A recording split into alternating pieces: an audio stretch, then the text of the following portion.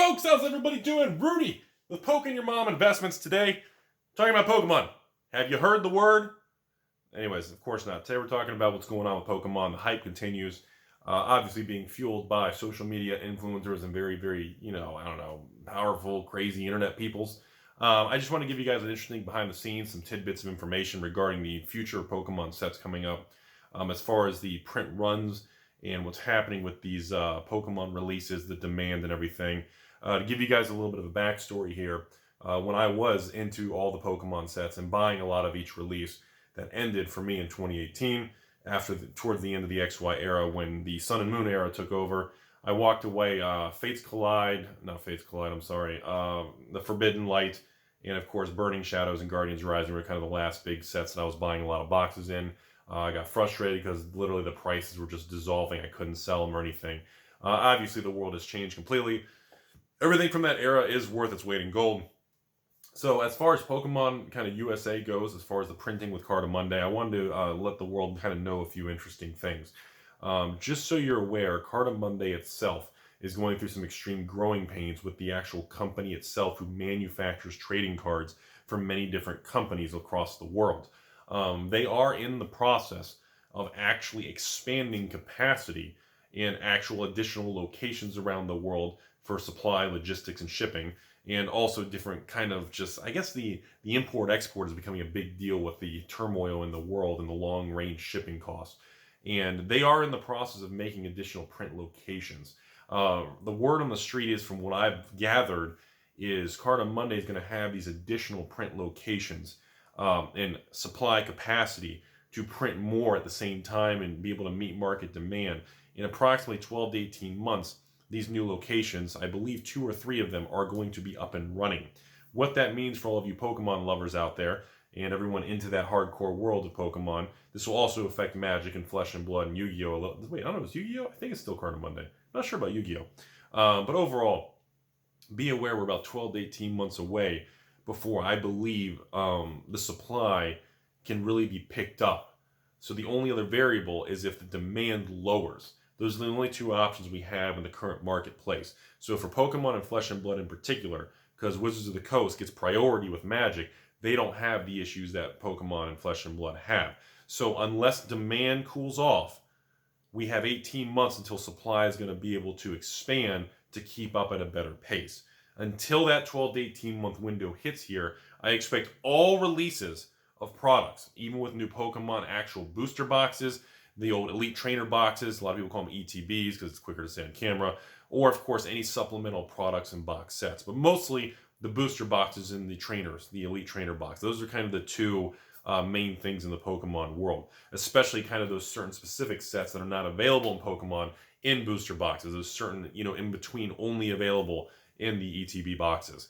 So what I foresee happening here is prices are going to stay elevated on many, many sets. Now, I do believe in that 1 to 2 years when the supply is able to come fully online and start printing at a higher rate on more machines and more locations, some of these older sets that are already out, they're probably not going to go all the way back and start reprinting a lot of sets. They'll go back and probably reprint certain ones. I don't know how they're going to decide which ones, but most of them are probably going to kind of miss that cutoff. So, some of the sets today, especially the older Pokemon ones, maybe like Sword and Shield more towards like the base, and of course, some of the leftover Sun and Moon stuff, they may be off the hook, we don't know. But I can tell you, they are going to hit some of these high price, high demand products.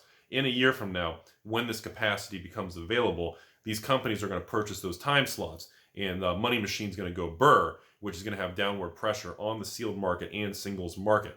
Especially for Pokemon, and everyone's grading a lot of new Pokemon. It's very, very supply sensitive on a lot of those chase cards and getting PSA 10s. So same thing with Flesh and Blood when it comes to unlimited boxes. I expect eventually Crucible of War for Flesh and Blood will eventually be reprinted. I would assume so. At least that's what I would do. I think it's going to be a long time. I don't think it'll have any impact on first edition boxes. Same thing with the original WTR, Arc boxes, Crucible, and of course Monarch, and of course Futures of Kingdom, and the sets that come after that. I don't think any of first edition products are going to be impacted because it's a frenzy to get those.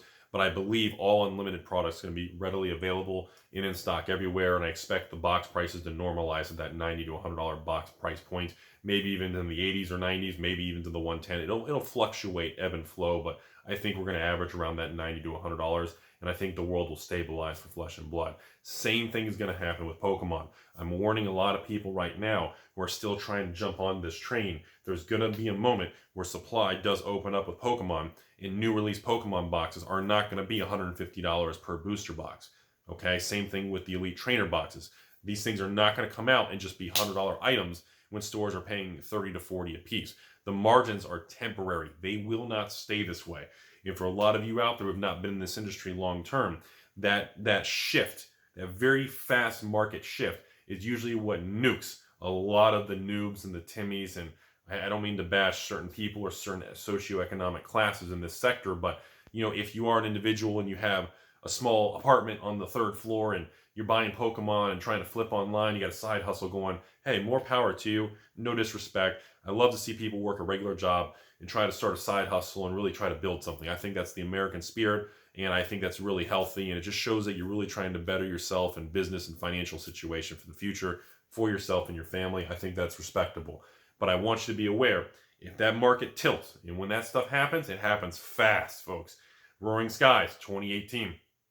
Those $300 booster boxes.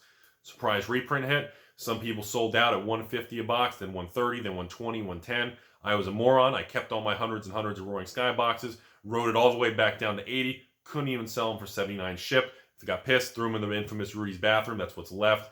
Pulled them off eBay, let it be. So again, the market can turn on you really quick. And if you are not prepared to hold $10, $20, $50, $100,000 worth of a particular product because the market has that race to the bottom, you can get backed into a corner really, really quickly. And if you're leveraging credit cards that have 30 days, so you got to pay interest, you must be careful. You must plan these things as a professional money manager does, which is you always focus on downside risk or a market sentiment or some sort of market shift. It's great when the market's skyrocketing, everyone's getting free tendies and everything's Wall Street bets and woo, everything's just rockets to moons. I get it, but be aware, it will shift. Now, what I believe is going to happen is I do not believe demand is going to fall. I don't think that's going to happen with Pokemon Flesh or Blood, even Magic. I think demand for all collectibles is kind of here to stay. I think we're going to see some little kind of wiggle wobble up and down, maybe plus or minus 10% in variance and just market noise. But overall, demand for all collectibles, I believe, even in the sports world, is here to stay for the foreseeable future. I don't know, maybe a year or two or 5 or 10 years we can readdress it. I'm probably not going to be on YouTube in 10 years. But overall, the supply side is going to change. I want you all to know that very, very clearly. And if you have the capital and your resources and you're stable and you got everything else going on in your life and you are on stable footing, it doesn't matter to you because, again, if that market shifts, you end up like Rudy 2.0. And if you have 500 booster boxes or 2,000-3,000 packs of Generations, you can't sell them for $4 a pack. You get pissed. You just throw them in a closet. You throw them in a bathroom. You put it in the toilet. And you let it sit and let the market flush itself out. Let the Timmies all battle each other to try to make $1 a box or 50 cents. Let the margins go to hell and let people fight each other to the death. Let half the stores go bankrupt. Let the free market normalize and let the smoke clear. Step away. Let them fight each other. And then when it does, you can emerge like me 3-4 years later and you can have your $30,000 in Pokemon go to $500,000 in a bathroom because you were pissed.